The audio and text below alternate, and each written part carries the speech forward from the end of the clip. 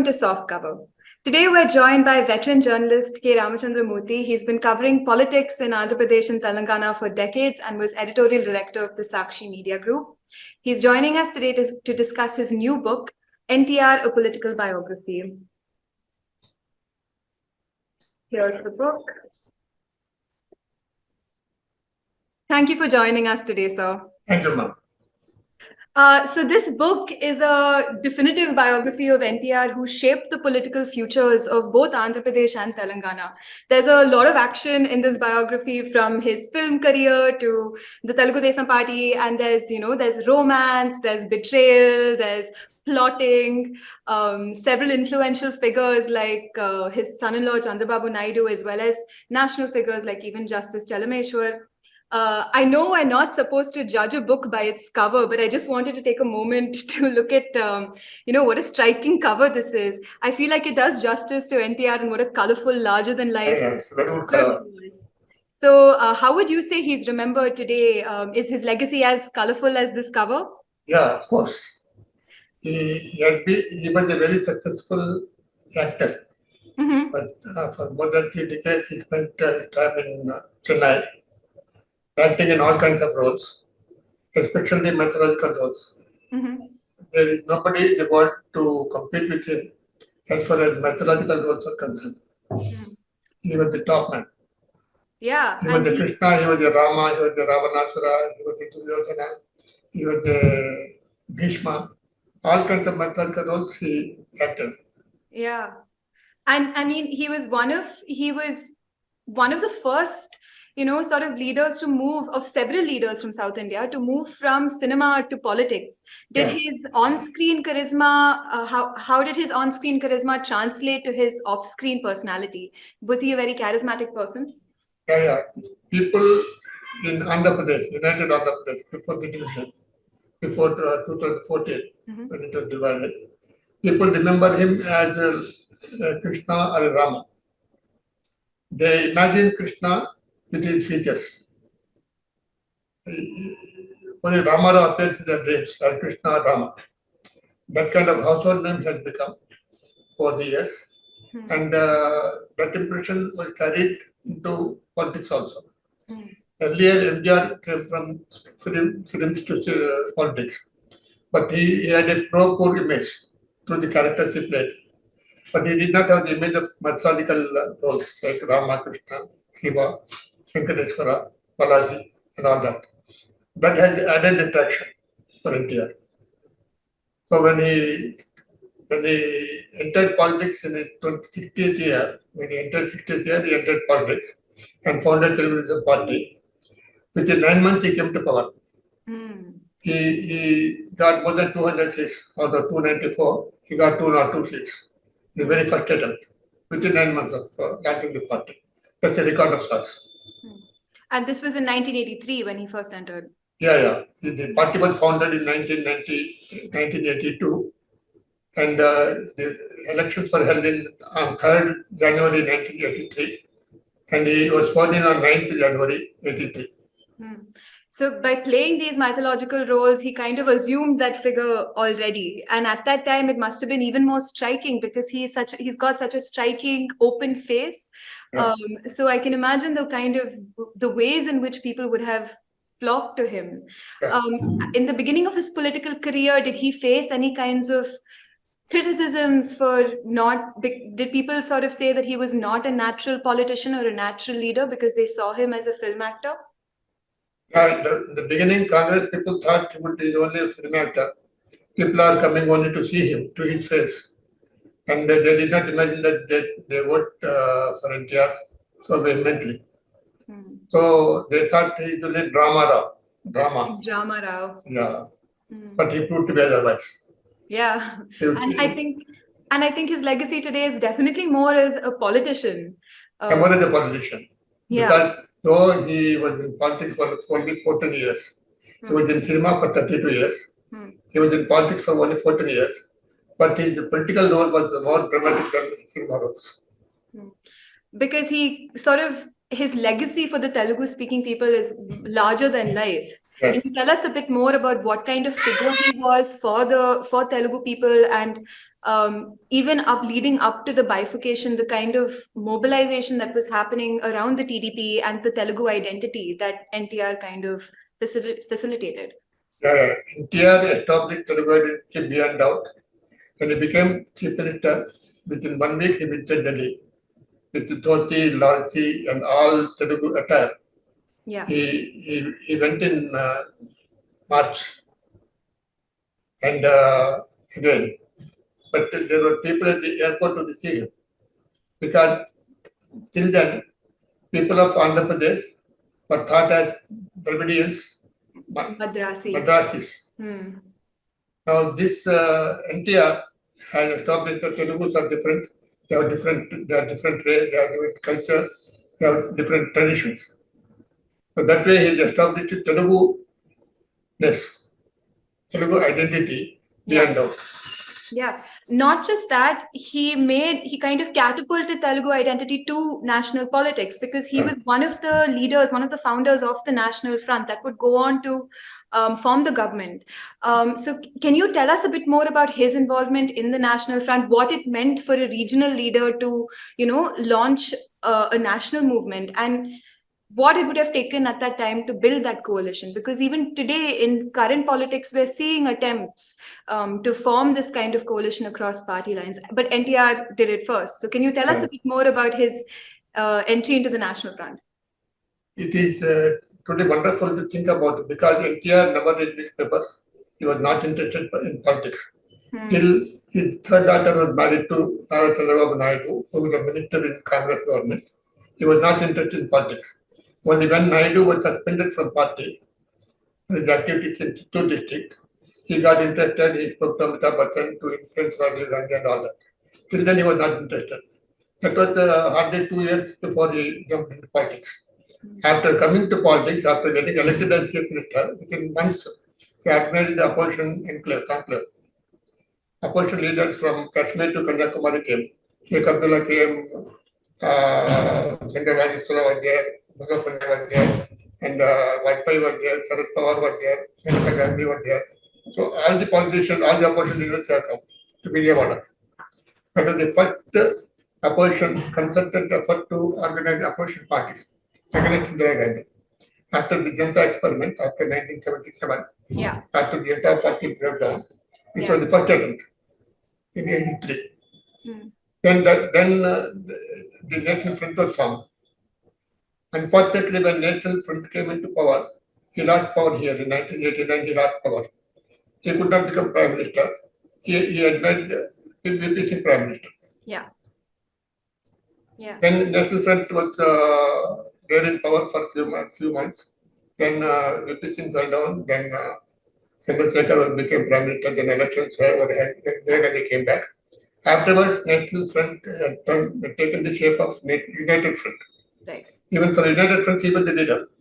He was the initiator. He was the main organizer. Yeah, and he kind of changed the axis. Like you said, he could have been prime minister, and it would have been a really big thing for a regional party leader to become prime minister. But not only that, he was able to bring national leaders to Vijayawada, which has its own seat now in Andhra. But the action at one point shifted from Vijayawada to Hyderabad because of Naidu. And I kind of want to talk a little more about his relationship with his son-in-law, who would go on to become the face of the TDP. Can you tell us a bit more about, because in a way, Naidu inspired him to join politics and was also sort of the chosen successor. But why did Naidu kind of step back and allow his father-in-law to lead the party? And can you tell us a bit more about the coup attempt and a bit more about their relationship? Actually, there were two revolts in the party. In 1984, the then finance minister, Vandana Menon, led a coup. He with the help of Indira Gandhi, he had overthrown NTR and become Chief Minister for 1 month. NTR was in America for heart surgery. Right. He came back soon after the surgery and organized the Restoration of Democracy movement, where all opposition leaders participated. Yes. And he overthrew Naidu Bhaskara. Indira Gandhi had to reinstate him. That was such a huge movement that was led by NTR. Then in that moment, all the MLAs were organized by Upendra and Chandrababu Naidu. They were flocked in some studio, then they were taken to Mysore. They were not in reach of Ajahn Bhaskara, who wanted to manage. He could not meet any one of them, he could not talk to any one of them. That kind of experience came very useful to Naidu to organize his own revolt. Right. In 1995. In he kept all the 95. MLAs in the Viceroy Hotel, Yeah. the five-star hotel. But actually, when he lost as a Congress candidate in Chittor, he lost to a TDP candidate. Within 1 month, he managed to join the TDP with the help of his wife. Yes. And father-in-law. Yeah. Father-in-law very kind enough. He admitted him into the party in spite of opposition from leaders like Bhaskara and others. Senior leaders opposed his entry because they know that he's very clever, he can upset them. But he was allowed into the party. He became the only general secretary of the party. Kisan Parishad was created for him, and he was very hardworking. He was there early in the morning at NTR's house to screen the visitors till he went to office. He managed that way every day in the morning. He took with NTR. That way he became very close. Earlier, before Naidu came Narendra Bhaskara was number 2. Upendra was also very close to NTR. He displaced both NTR and Upendra, and another son-in-law, elder son-in-law, Dr. Venkateshwar Rao. He was also very close before Naidu came into the picture. Once Naidu entered the scene, all these people have gone to backbenches, and he remained steadfast number 2. Yeah. Then NTR also liked his hardworking nature and is very strategic. And the way he managed the MLAs in the Bhaskara revolt impressed NTR very much. So he thought he would be successful. Yeah. That's why he had given me all the positions. In 1994, after the massive victory, he was given 2 important portfolios, one finance, one revenue, because he thought he's efficient and he is the future of the organization and the state. He really believed in that. But why the coup was organized means there are so many factors for that. Actually, the community factor there, the community to which NTR belonged, did not like his way of functioning. Right. He was pro-poor, pro-reform, anti-reform, pro-welfare. He was only talking about welfare. He was not talking about wealth creation. So the community to which he belongs was enterprising. This is the Kamma community. Kamma community. They did not like, the elders of the community did not like his ways. And the most important leader of the community was Ramachandra Rao, a media baron, owner of Naidu Group. Actually, he gave him a lot of support in the beginning. In 1982-1983 campaign, it was Naidu which gave him a lot of importance. He has published photos all over the paper. It has given a lot of publicity. It even said it is going to win a massive majority. That's the only paper to say that it is going to win. Even the opinion poll conducted by India Today also said Congress would win 15 majority. No other paper has predicted Telugu victory.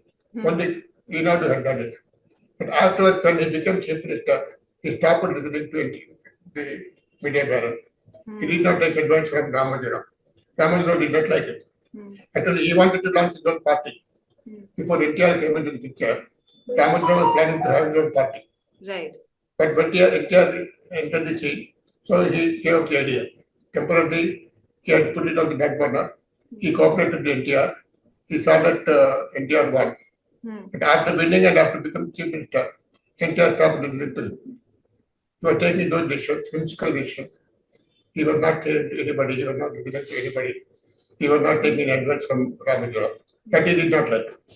Right. And one of the reasons why was because by this point he'd gained a new advisor, and you kind of talk about it a lot in this book, but his partner at the time, Lakshmi Parvati, became a really big influential figure, not just in his life, but in the party, and would later go on to kind of, be sort of the cause of several rivalries. Can you tell us a bit more about Lakshmi Parvati and why she was such a controversial figure in the TDP at the time? Lakshmi Parvati is an ordinary woman from a village in Guntur district. She was a lecturer in Andhra College when she met NT Rama Rao. She wanted to write his biography. She wanted him to talk about himself. Then he said, my life is like ocean. You cannot find the depth of it. You don't try it. You don't try to attempt my biography at the beginning. Then she did a unfill. Then she approached him again. Then he relented. He agreed to talk to her.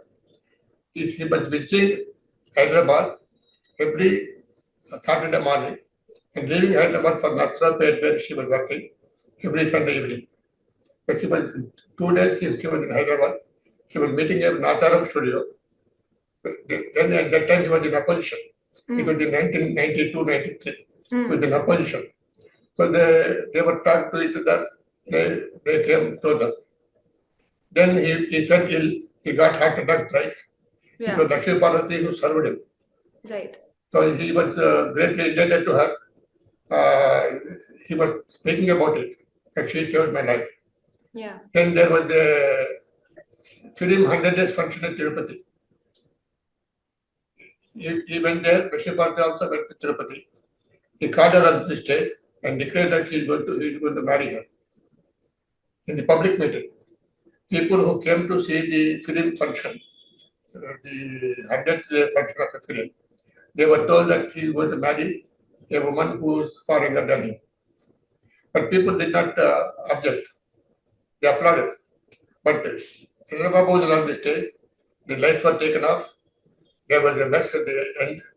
The meeting ended in a fiasco. Then the next morning when they traveled to Hyderabad, they got married at home. He tied the knot. But why would their marriage bother the party members? Because they thought marriage at this stage would affect the party. I see. Party chances in the election, they are not very far off, would be affected. But they did not want NTR to marry her. And the kind of opposition that you talk about this a lot, the kind of opposition that formed against Lakshmi Parvati ranged from NTR's own children to his closest political advisors, and that kind of set the stage to allow Naidu to sort of step in. So, she must have been a really formidable presence for so many people to worry about the influence she had on NTR. Yeah, she did not have much influence. For that matter, nobody had any influence on NTR. Okay. Even Lakshmi Parvati did not have much influence on him. He wanted to make her a minister. He wanted to manage her as he was managing Chandrababu Naidu and Venkateshwara Rao. These are the two sons-in-law who were leaders of two groups. He thought he would lead the third group. All the group members would be ultimately loyal to him. The three people will manage three groups. That's what he thought. But Ramachandra Rao and Chandrababu Naidu had different plans. They thought he would not get that kind of majority he got in 1994. They thought he would get a bare majority, simple majority.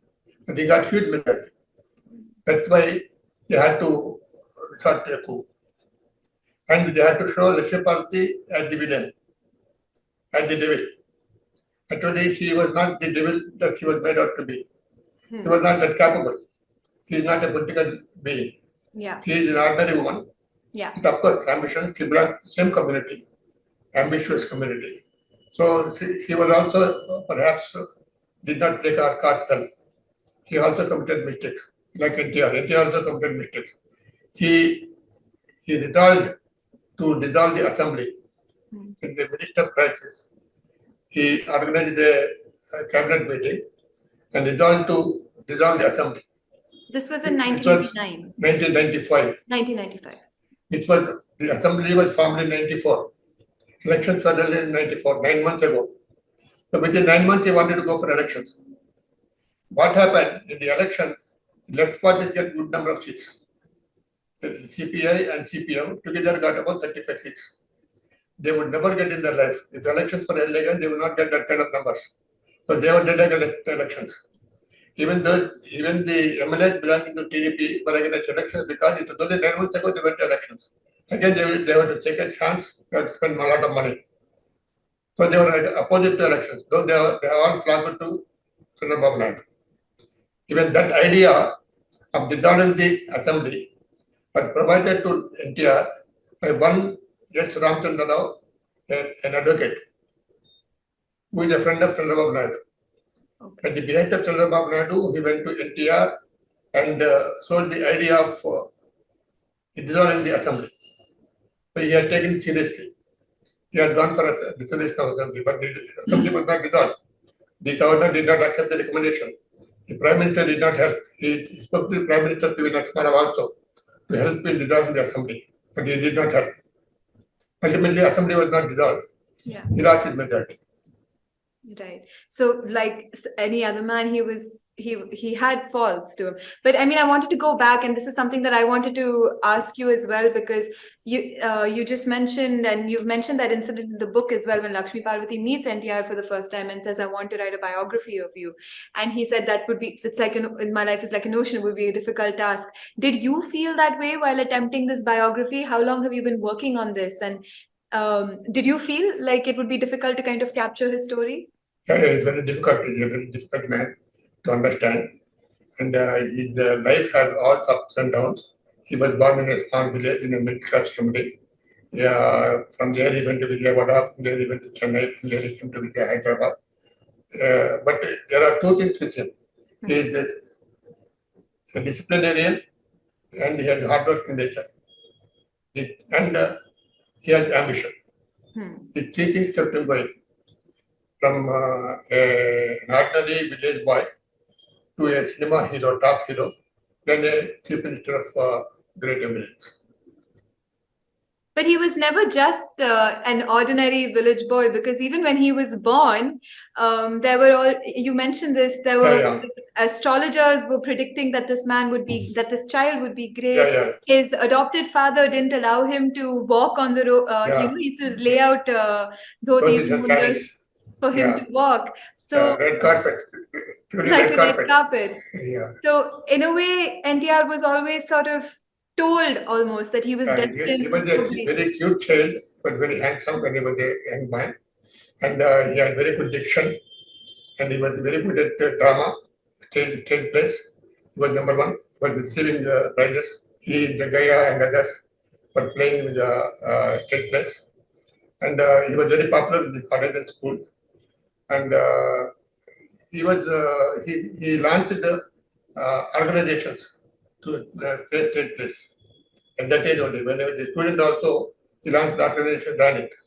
They used to collect funds for charity at that age also.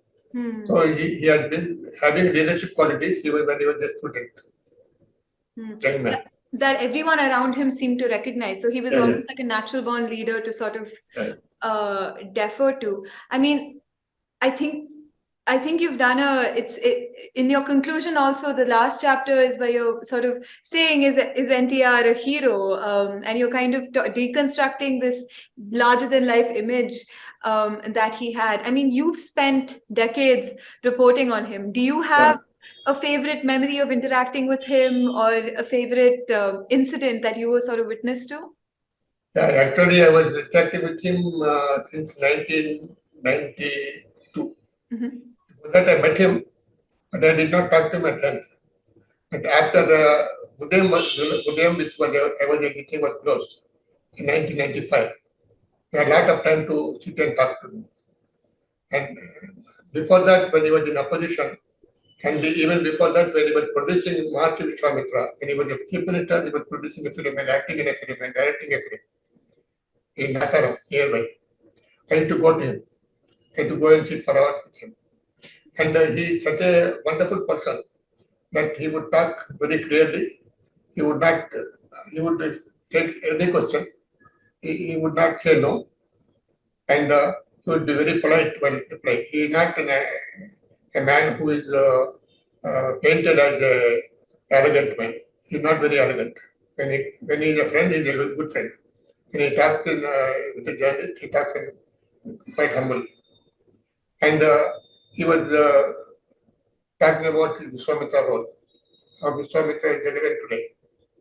While he was chief minister, he was acting and he was staying at Nataram studio And people like DGP and Chief Secretary used to go to him. People like VP Singh and Bombay used to come from Delhi and go to Natharam studio, and he was in that attire of Vishwamitra and talking to him in the recess. It's quite a funny thing. Nothing happened, that kind of thing never happened in India. No chief minister acted while he was the chief minister. No chief minister spoke to opposition leaders from Delhi in costumes. When I asked these things, he said that is life, this is life. Cinema is my life. I cannot leave cinema altogether. But when I asked him how can you act in cinema while being a chief minister, nothing has stopped. Government is running. I'm also running my show. What is wrong? I can do both. I'm working doubly hard. So, I love that. On that note, do you have a favorite NTR movie? Actually, early movies like Political Biography, Visama, Jagadeka Katha, and of course Lavakusha, like when he was acted Rama, and Krishna Avataram when he acted as Krishna. There are Karna, he acted as Karna, he acted as Bhishma, with the same title Bhishma. There are favorite movies. As a young man, I used to like his films very much. Yeah. They made four prime ministers. Yeah, and kind of different two, they were different two. They were in Gujarat. Yeah, I can. If there was a figure like him today, I feel that it would be different for opposition parties to unite across party lines. We don't have such kind of person. There was never a such person before. There will not be any person afterwards. He is a unique personality. Yeah, actually, that's a question that I forgot to ask you, because in the introduction of this book, you say that there'll never be another leader like NTR. Why is that? What made him special as a leader? Yeah, he's such a person. He's emotional. He's very particular about his commitment to people. And if he takes a decision, he doesn't change it. But he is not democratic all the time. He doesn't consult his colleagues. He doesn't talk with them. He doesn't give time to ministers and others. But he believes in people. Directly he goes to the people. Whenever there is a crisis, he says he would dissolve the party and dissolve the assembly and go to people. He's such a person. He believed in people. People liked him directly. And he was a great communicator. He was communicating. There was no need for any intermediary. There is no need for MLAs or candidates or leaders. You can directly communicate with the people. So on that note, I think what is his legacy like in Andhra and Telangana today? How do people remember him today? Even when he was alive, he was more favorably received in Andhra than in Telangana. In 1983 elections also, he got more seats and more votes in Andhra than in Telangana. In Telangana also, he was considered a hero. But there were other factors in Telangana. Other leaders were there. In Andhra, there were no other leaders. He was the only leader. Even today, Telugus remember him as a different chief minister, a chief minister who sought to do good to the people, who believed in welfare measures completely. He remembered for his 2 rupees kilo rice and 50 rupees horsepower. And he remembered for the way he went to people. Whenever he had a crisis, he used to say that I will dissolve the assembly and go for election. He believed in going to the people and managing the MLAs. He always believed in going to the people and keeping their mandate. That way he is remembered by people as a go-getter, as a dynamic chief minister, a welfare chief minister. A welfare chief minister.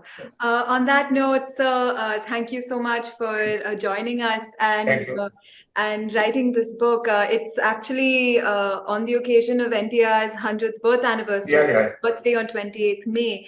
So I think great time for this book to come out. Thank you for joining us. And this is NTR, a political biography by Ramachandra Murthy, sir. I'm very thankful to HarperCollins for asking me to write. I'm very glad that it has come out very well. The cover is very good. It is going well. Thank you.